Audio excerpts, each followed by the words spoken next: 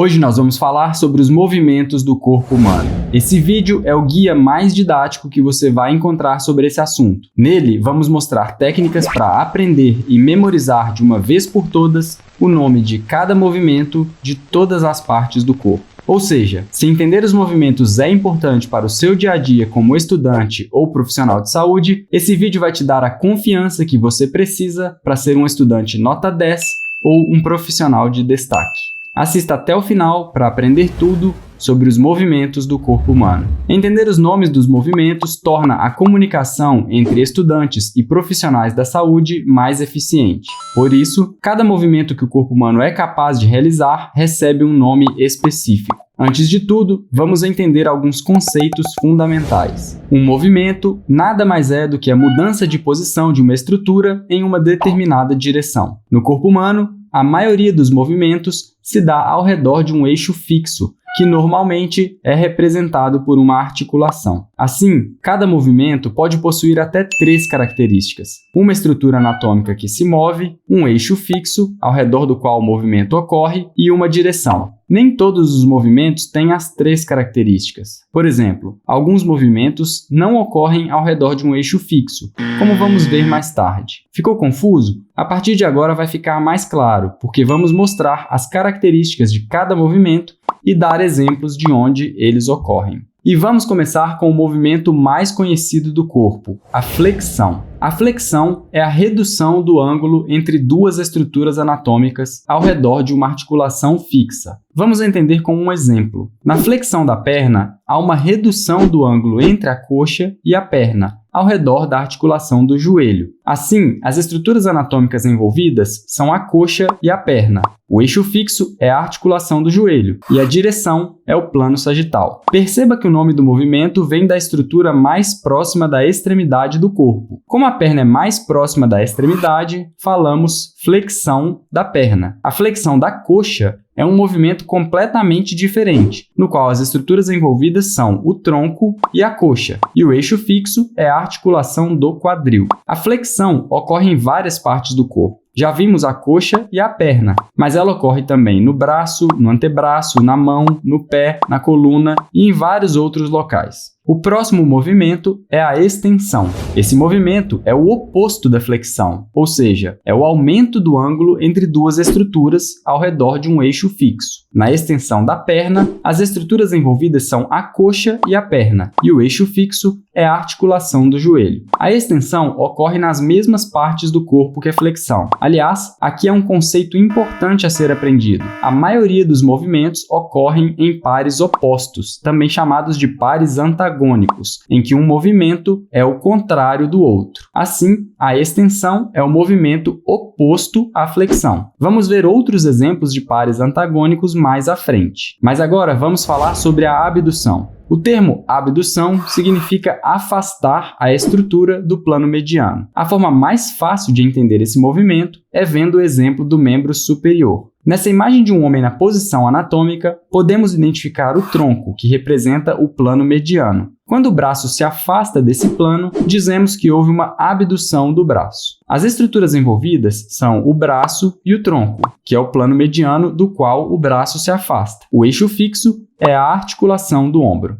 Uma coisa importante é que o plano mediano faz referência às estruturas envolvidas no movimento, e não necessariamente ao plano mediano do corpo. Por exemplo, na abdução dos dedos da mão, o plano mediano é uma linha imaginária que passa pelo antebraço e pelo dedo médio. Quando abrimos ou espalhamos os nossos dedos, eles se afastam desse plano. Portanto, dizemos que houve abdução dos dedos. Além dos dedos da mão que acabamos de ver e dos membros superiores que vimos antes, os membros inferiores e os dedos dos pés também sofrem abdução. O movimento oposto à abdução é chamado de adução. Como esperado, se a abdução significa afastar uma estrutura do plano mediano, a adução é o contrário, aproximar uma estrutura do plano mediano. Para manter os mesmos exemplos vistos para a abdução, na adução do braço, essa estrutura se aproxima do tronco, que representa o plano mediano. E na adução dos dedos da mão, Essas estruturas se aproximam da linha imaginária que passa pelo antebraço e pelo dedo médio. Vou dar 2 dicas para você não confundir esses movimentos. A primeira é que abdução começa com as letras A, B, da mesma forma que a palavra abrir.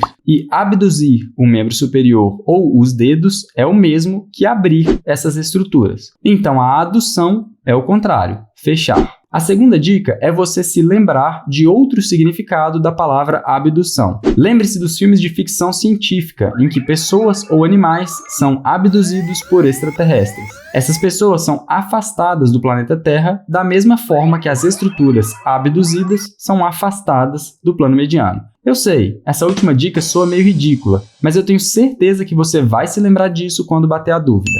Vamos continuar para o próximo movimento, a protrusão. Mas antes disso, talvez você esteja se sentindo estressado com tantos nomes novos para memorizar. Se for o caso, não se preocupe. Pode assistir ao vídeo tranquilamente, focando apenas nos conceitos, sem se preocupar em decorar tudo. Para você rever cada conceito com mais calma, eu deixei na descrição do vídeo um link para um artigo completo sobre os movimentos do corpo humano, que traz todas essas informações de forma organizada para você. Esse artigo vai te ajudar a amarrar tudo que você viu nesse vídeo e ficar seguro dos seus conhecimentos. Minha parte preferida é o teste, que ajuda a conferir se você realmente aprendeu. Testar os conhecimentos é comprovadamente a melhor ferramenta didática para aprender a anatomia de verdade. Então, de volta para a protrusão. Esse é um movimento muito especial, caracterizado pela movimentação de uma estrutura em uma direção anterior. Somente 3 estruturas do corpo humano são capazes de realizar protrusão: a língua, a mandíbula e os lábios. Essa imagem ilustra o movimento de protrusão da mandíbula. E o movimento oposto à protrusão é chamado de retrusão. Na retrusão, ocorre a movimentação de uma estrutura em uma direção posterior. Todas as estruturas capazes de realizar protrusão também podem sofrer retrusão. Essa imagem ilustra a retrusão da mandíbula. Isso nos traz ao próximo movimento, a elevação,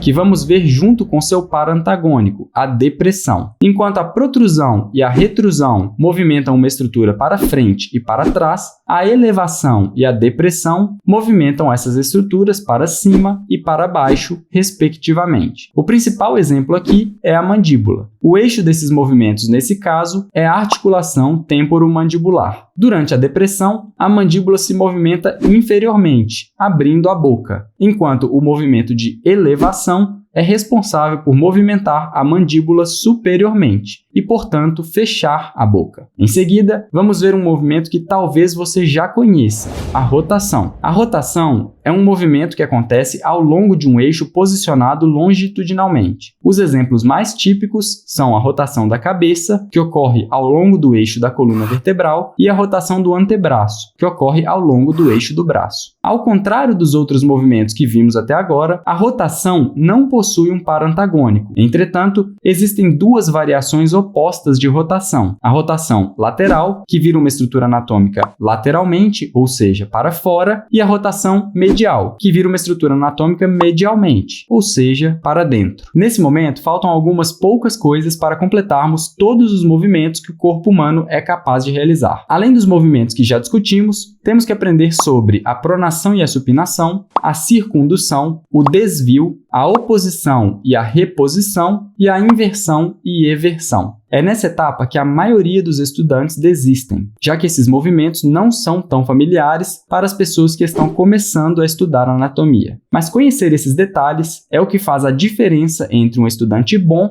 e um estudante excelente, pronto para se destacar. Se você estiver comprometido em aprender anatomia, não vai parar por aqui e vai querer continuar estudando até saber sobre todos os movimentos do corpo. Fazendo isso, você vai ficar confiante de que construiu uma base de conhecimento sólida, que vai abrir caminho para uma carreira promissora. E para aprender sobre esses movimentos menos comuns, basta clicar no link que eu deixei na descrição desse vídeo para acessar um artigo cheio de informações e detalhes sobre todos os movimentos do corpo humano. Estude esse artigo com calma e não deixe de testar seus conhecimentos quando acabar de ler. Pelo vídeo de hoje é isso. Se você achou esse vídeo útil, flexione seu dedo indicador para deixar um like e se inscrever no canal. E se você quer ser notificado sempre que nós postarmos novas dicas de anatomia, é só clicar no ícone do sininho. Até a próxima e bons estudos!